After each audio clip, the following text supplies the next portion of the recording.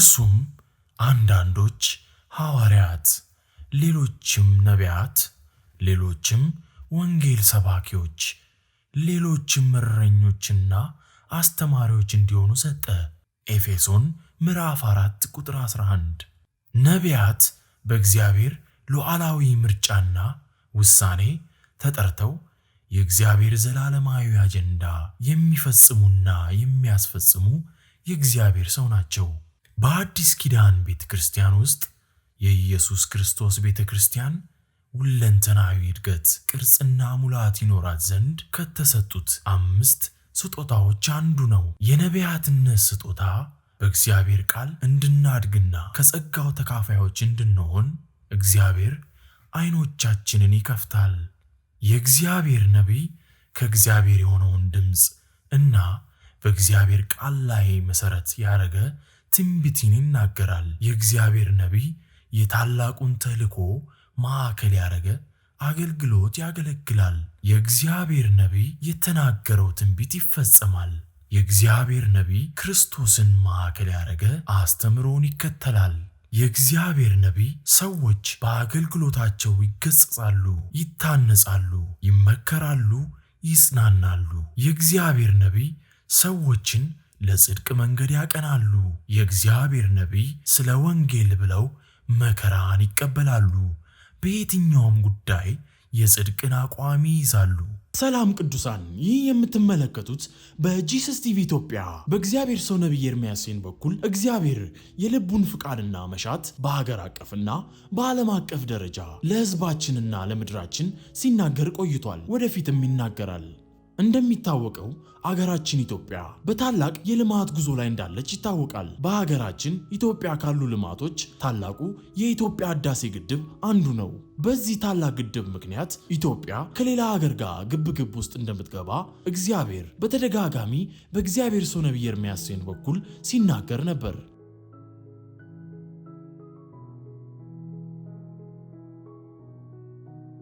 ልናገር ፈቃደኛ ናችሁ? ፈቃደኛ ናችሁ? ኦኬ።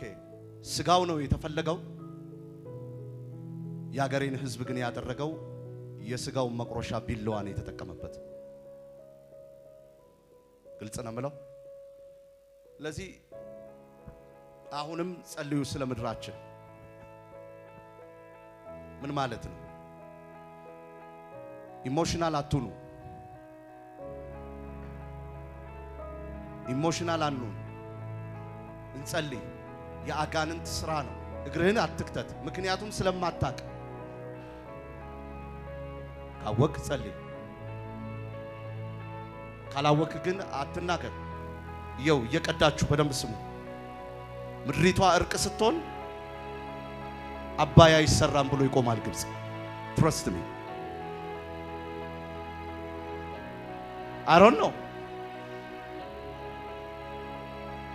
ለምን አላውቅም።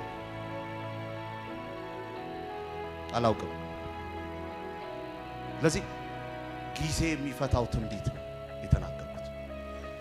እንጸልይ፣ እንለምን ጌታን። እግዚአብሔር አምላክ ምድራችንን ይፈውሳታል። የመጨረሻ የምለው እንዳትረሱ፣ ሰላም መሆኑ አይቀርም። ሰላም ሲሆን ግን ምን ይነሳል ብያለሁ? ግብጽ 100% ማለት ባልችልም ግብጽ ግን አፍ አውጥታ በመግለጫ ደረጃ ፊርማ ምናምን ይሰብሰብ ይባላል። አይሰራም፣ ይሰራል፣ አይሰራም፣ ይሰራል፣ አይሰራም፣ ይሰራል። ለዚህ ፕሊዝ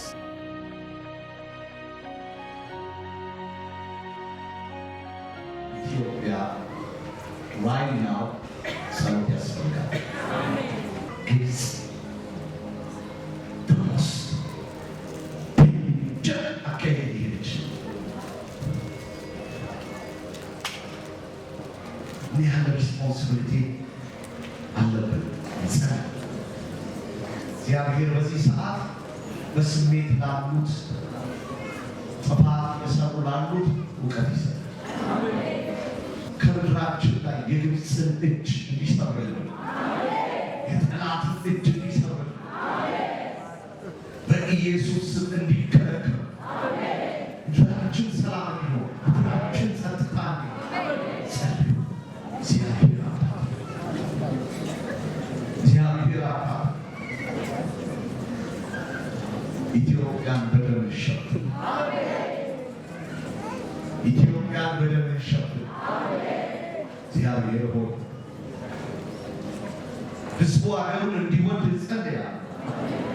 ለሕዝቡ እግዚአብሔር ሆይ ማስተዋል እንዲሆን ጸልያለሁ። በጌታ በኢየሱስ ስም ጥበቃ እንዲሆን ጸልያለሁ። አቤቱ እግዚአብሔር ሆይ ቅራኔ ያለባቸው እንኳን ተወዳዳሪዎች እንኳን ቢሆኑ አቤቱ እግዚአብሔር ሆይ በሰላማዊ መንገድ እርቅና ሽምግልና እንዲለቀቅ ጸልያለሁ። እግዚአብሔር ሆይ ለሕዝብ ለአገራችን የሰላም የእረፍት ዘመን ይሁን። የጠላት በትር ይሰበር ከምድራችን ይሰበር። አቤቱ እግዚአብሔር ሆይ ኢትዮጵያ ያንተ ነች። ምድሪቷ እንድትታወቅ ሰይጣናዊ አይዲያ የሚሰጡ ቋንቋቸው ይተበላለቅ ይተበላለቅ ይተበላለቅ።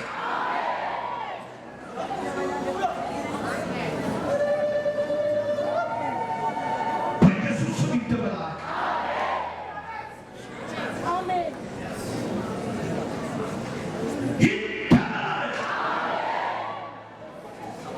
ንጹሐን የሚከት ወደ ሞት ጎዳና የሚከት ወደ እብሪት የሚከት የሚያፋፍር የሚያጋጭ ይሰበር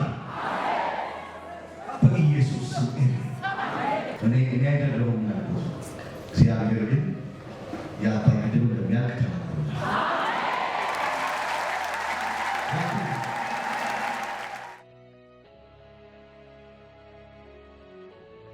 ትልቅ ለኢትዮጵያ ባለጋራ ጠላት አላት።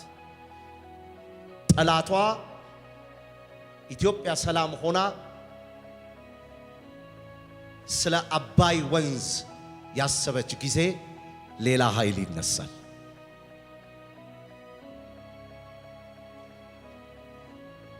ትልቅ ኢትዮጵያ ጠላት አላት። ኢንፋክት እኔ ሰዎችን ጠላት ማለት አልችልም። በዚህ ሰዓት ጥሩ ምግብ እየበሉ ያሉ የኢትዮጵያ ሰላም አለመሆን ደስታቸው የሆነ ሰዎች፣ የሌላ አገር ሰዎች ልክ ኢትዮጵያ ሰላም ስትሆን ሌላ ኢሹ ይነሳል። አቅጣጫ ከፈለጋችሁ አረብኛ ቋንቋ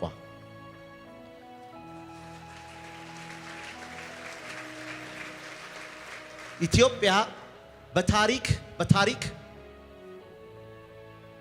ግብ የምትያያዝበት ጊዜ ይመጣል። ስሙኝ፣ ጦርነቱ በሌላ አገር ጣልቃ ገብነት ይቆማል። ግን በደንብ ስሙኝ፣ አረብኛ ቋንቋ የሚናገር አገር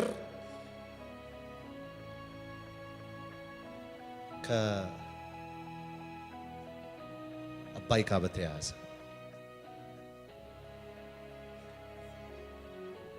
አዎ አልበደሉም፣ በድለዋል። እሱ የኔ ድርሻ አይደለም።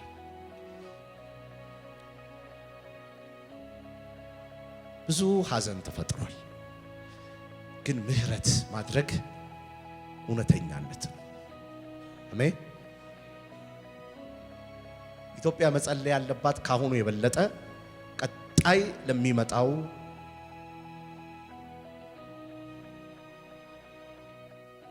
በደንብ ክሊር ላድርግላችሁ። ሌላ አገር ምርጫ ይካሄዳል።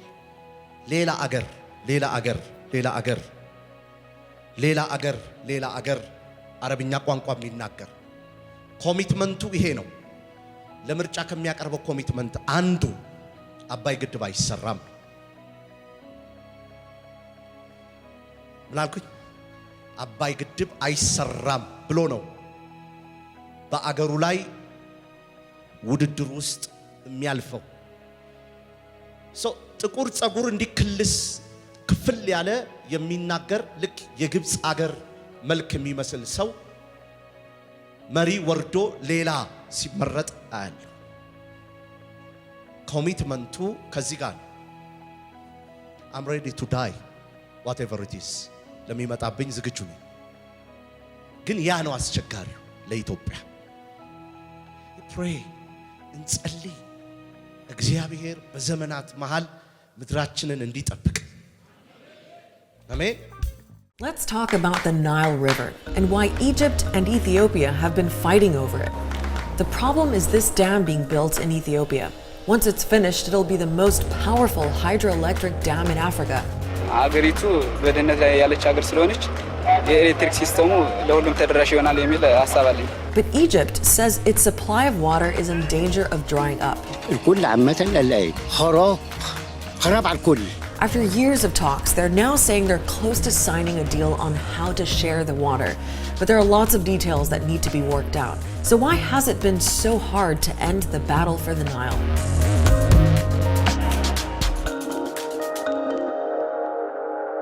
Its official name is the Grand Ethiopian Renaissance Dam, and it's huge.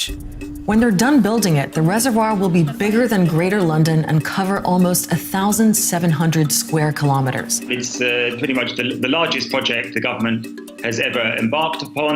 The original cost of it was around $5 billion. It will probably be significantly more than that. But before we get into the dispute about the dam itself, it helps to understand the Nile Basin and what's at stake.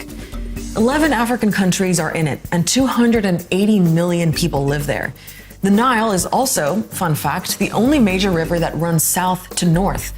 One of the river's tributaries, the Blue Nile, starts off in Lake Tana in Ethiopia and converges with the White Nile in Sudan's capital, Khartoum. From there, the Nile flows downstream to Egypt.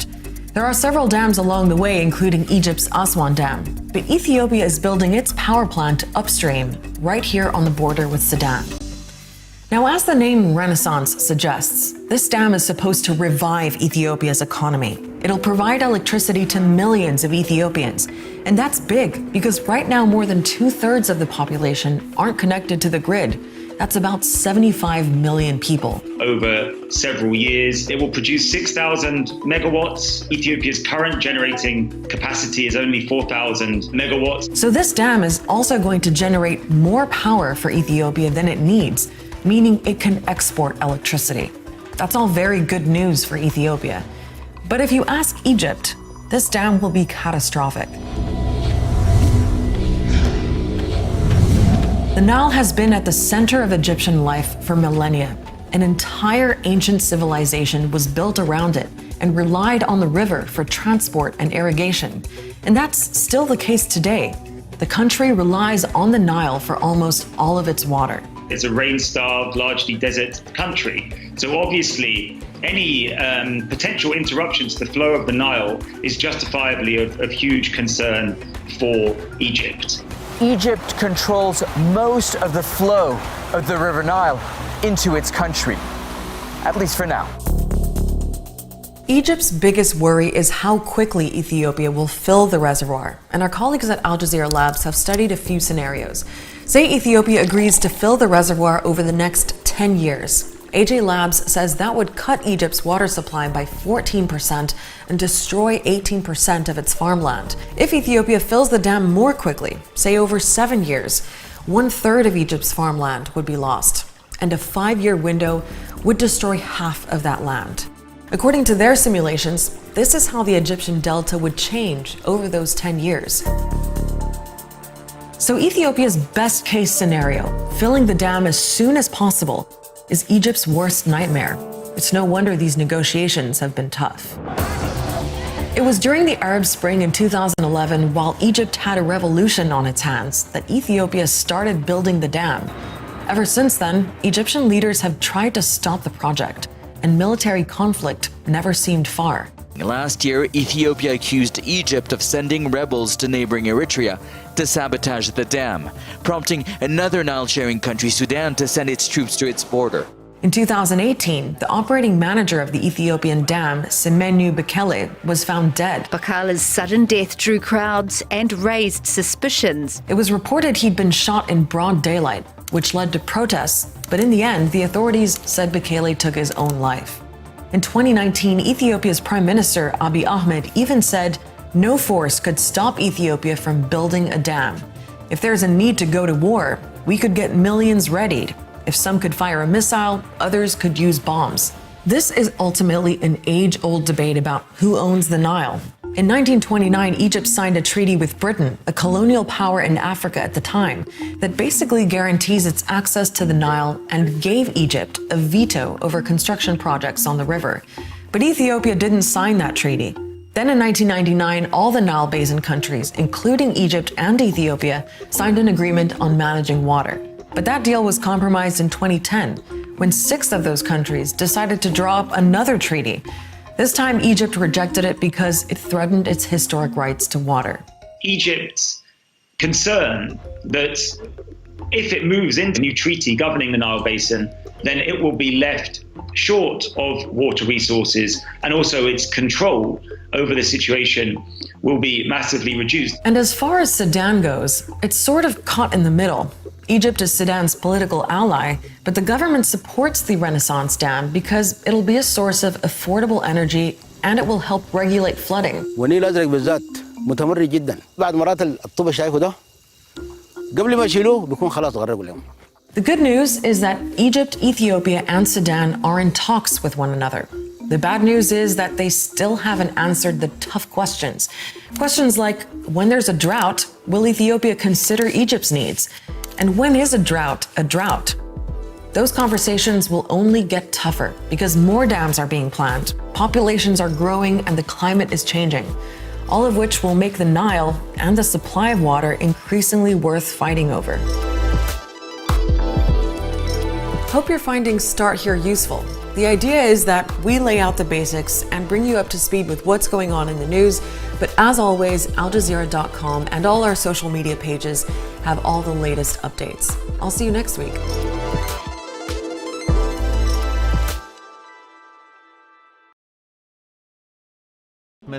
An unlikely mediator in a decades-long conflict in a region thousands of miles away. A new party attempting to resolve the dispute over a multi-billion-dollar water project being developed on the Nile River as it flows through Ethiopia. Neighbors Egypt and Sudan have been deeply concerned at the consequent impact on their own water supplies. This round of negotiation flowing from a meeting between US President Donald Trump and his Egyptian counterpart, Abdel Fattah el-Sisi, at which the US leader was asked for help in resolving the bitter dispute between the countries. And this week, the two presidents held a follow-up phone call, after which the White House released this statement. President Trump expressed support for Egypt, Ethiopia, and Sudan's ongoing negotiations to reach a collaborative agreement on the Grand Ethiopian Renaissance Dam. The waters of the Nile have long been a source of conflict. In 1821, Egypt invaded Sudan to protect its water supply. Half a century later, it occupied Ethiopia. A series of agreements in the 20th century prevented further major conflict, including the Nile Waters Agreement in 1959, in which Egypt and Sudan agreed as to how much each state could take from the Nile every year. But the struggle was again intensified when in 2010, at the height of the Arab Spring, Ethiopia announced the Grand Ethiopian Renaissance Dam project. The dam is 70% complete, and the argument is now centered not on construction, but on how much water will be diverted to fill the dam. I hope that diplomatic efforts would lead to some flexibility from the Ethiopian side, because Egypt is not asking to stop the dam's construction, but rather to slow down its construction, which might be too late now because it is believed that a major part of the dam is already constructed. But we could think about the way the dam will be operated and how the lake will be filled. Last month, Ethiopia's Prime Minister Abiy Ahmed was awarded the Nobel Peace Prize for his efforts in ending the war with Eritrea. A few weeks later, he told his parliament Ethiopia could mobilize millions in a conflict with Egypt, but insisted only negotiation could break the deadlock. The DC talks are a major breakthrough because in the past Ethiopia had vigorously opposed calls by Egypt and Sudan for third-party mediation. President Trump has assigned his Treasury Secretary Steve Mnuchin to host the talks, an apparently curious decision to bypass State Department, which would traditionally handle such negotiations. But the inclusion at the meeting of World Bank President David Malpass, a clear signal that the Trump administration sees economic leverage, not diplomatic talk, as the key to agreement. Mike Hanna, Al Jazeera, Washington. Ethiopia's Minister of Foreign Affairs has accused the United States of being undiplomatic in trying to resolve a row over a giant dam on the River Nile, but vowed to continue with ongoing talks. The Grand Ethiopian Renaissance Dam, said to become the largest hydropower plant in Africa, has been a source of tension between Addis Ababa and Cairo since Ethiopia launched work in 2011. The U.S. Treasury Department stepped in last year to facilitate talks between Ethiopia, Egypt and Sudan, another downstream country, after Egypt President Abdel Fattah al-Sisi reached out to U.S. President Donald Trump. The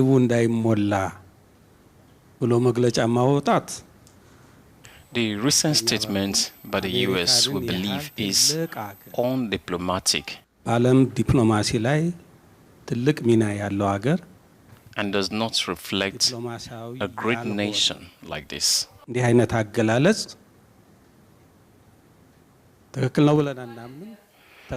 that we reverse their statement. ይሄንን አገላለጽ ራሳቸው ያስተካክሉታል ብለን ተስፋ እናደርጋለን። Last week, the Treasury Department issued a statement claiming an agreement had been reached and urged Ethiopia to sign at the earliest possible time.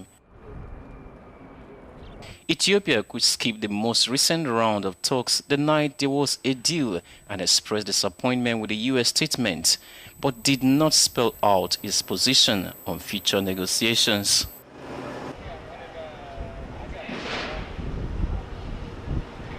The water ministers of Ethiopia, Egypt and Sudan are holding what is their final round of talks on issues regarding the filling of the Grand Renaissance Dam and its operation. Now, it's hoped these talks will settle the long unresolved and contentious issues. CGTN's Gurum Chala has more. All the three water and irrigation ministers of Ethiopia, Egypt and Sudan have arrived to their meeting venue early Wednesday morning. Then the meeting begins. All ministers have delivered their speech, and they said this round of talks is critical and must end with success. It is an opportunity and responsibility of water ministers to show to our people and governments that there is a technical solution for a technical problem.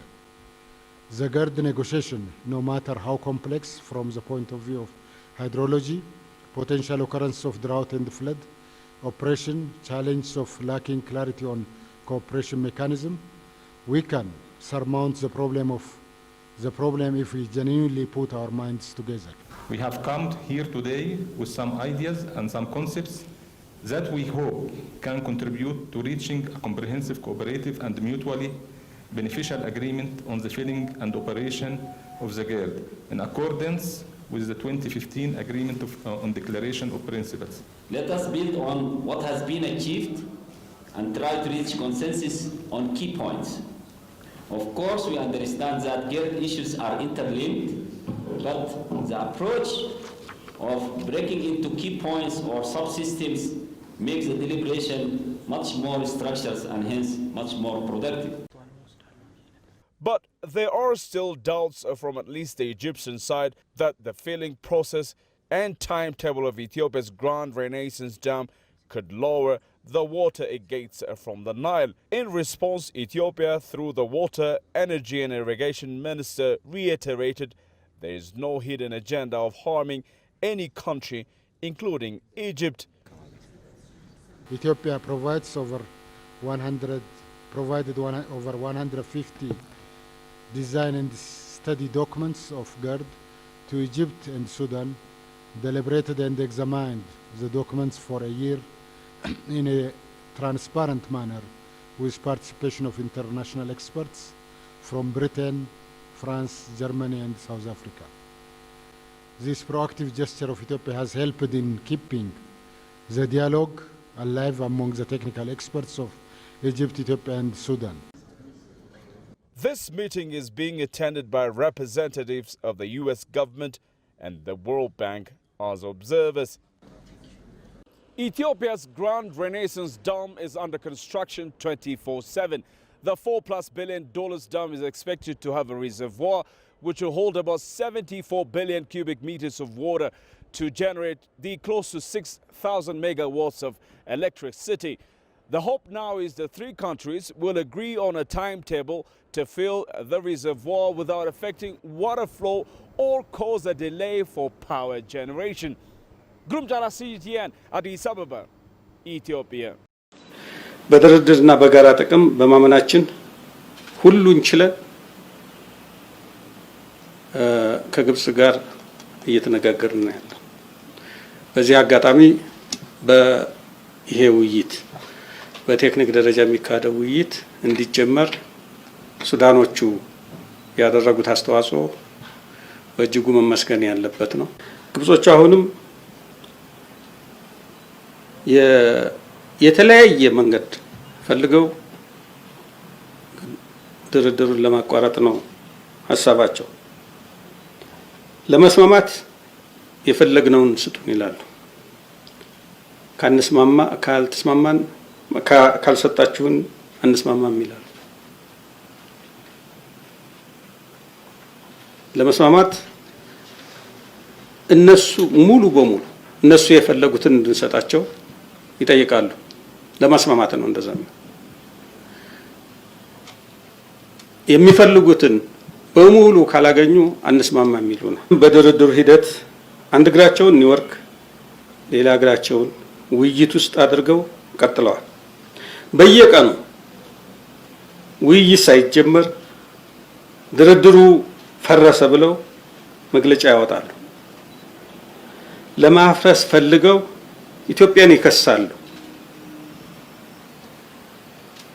በእኛ በኩል የውሃውም የችግሩም የመፍትሄውም ባለቤቶች እኛው ስለሆን በድርድር ከመጨረስ ውጭ ሌላ መንገድ የለንም ብለን እናምናለን። ከዚህ ከግብጾቹ እንቅስቃሴ ስንመለከት በእርግጥ ግብጾች የችግራቸው ውሃ ነው። ግብጾቹ እያስጨነቃቸው ያለው ውሃ ይቀንስብናል ብለው ነው። ይሄ እንዳይሆን ግድቡ ፋይዳ የሚኖረው ውሃ በብዛት ሲያፈስ ነው። ግብጽ የምታማረረው ደግሞ ውሃ ይቀርብኛል። ግድቡ ውሃ ይተፋል እንጂ ውሃ አይጠጣም።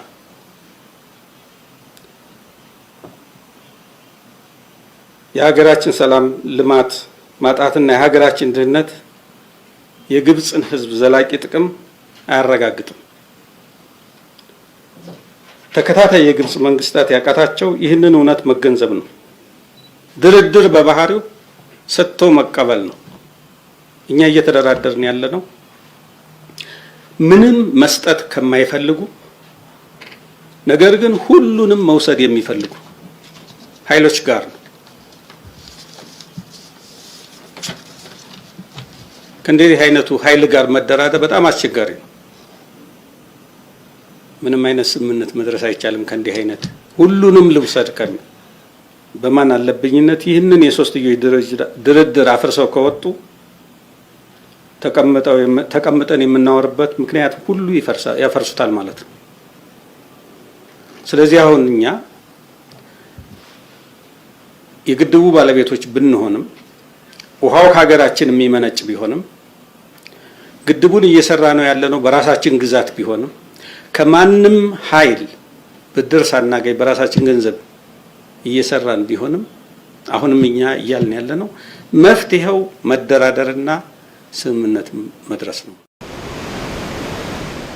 ቃዲፍ ኢስማኤል የአባይ ወንዝ ምንጭን የመቆጣጠር ውጥን ዛሬም የግብጽ ፖለቲካ የማዕዘን ራስ ሆኖ ቀጥሏል። የሀገሪቱ ዓለም አቀፋዊ ፖለቲካዊ ተግባቦት ከአባይ ይጨለፋል። ቀጠናዊ ትስስር ጂኦፖለቲካዊ ውሳኔዎችን ቢሆኑ ከአባይ አንጻር ይለካል፣ በአባይ ይመተራል። ካይሮኮ በወንዙ ላይ ያላትን ያልተገባ ጥቅም ለማስጠበቅም በተበዳይነት የተቃኘ ስትራቴጂ ነድፋ ዓለም አቀፍ ሚዲያውን ከጎኗ በማሰለፍ ረገድ ስኬታማ ሆናለች። ሀገራቸው ሚዲያዎቹ ጫልፈው የገልፍ ሀገራትን ኢቭን አልጀዚራን ጨምሮ መረጃዎችን በዛ በኩል እንዲወጡና የዓለም አቀፍ ማህበረሰቡ ጉዳዩን በተለያዩ ቻናሎች እንዲመለከቱ ያደርጋሉ። አልጀዚራ በሀገራቸው ሚዲያ፣ በውጭ ሚዲያዎች ምናምን አይነት ነገር ኢቭን ሪሰንትሊ ድርድሩ በተካሄደበት ወቅት የአሜሪካ ኢንትረስትም ስላለበት እና ኒውዮርክ ታይምስ ሁሉ በጣም ባላንስድ ያልሆነ ዜናዎችን ያወጡ። አልአህራም ሴንተር ፎር ስትራቴጂክ ስተዲስ የሚባል ተቋም አላቸው። ለምሳሌ